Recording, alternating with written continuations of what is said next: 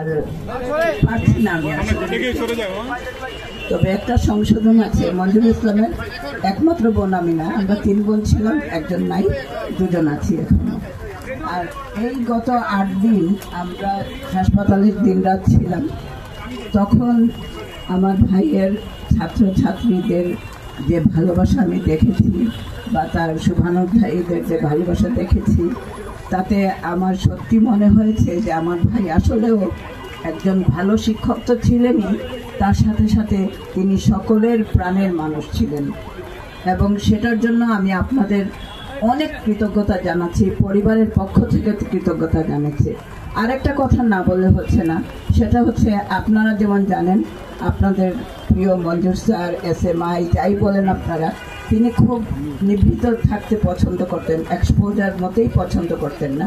আপনারা সেটার সম্মান রেখেছেন এবং আপনারা হসপিটালে গেছেন ঠিকই, কিন্তু কোনো অবস্থায় আমাদেরকে বিরক্ত করেন নাই। তার জন্য অনেক অনেক ধন্যবাদ জানাচ্ছি, আপনাদের কৃতজ্ঞতা জানাচ্ছি। ইনফ্যাক্ট আপনারা সবাই তার জন্য দোয়া করবেন যেন ওই জাহানে তিনি খুব ভালো থাকেন যেমন পৃথিবীতে ছিলেন।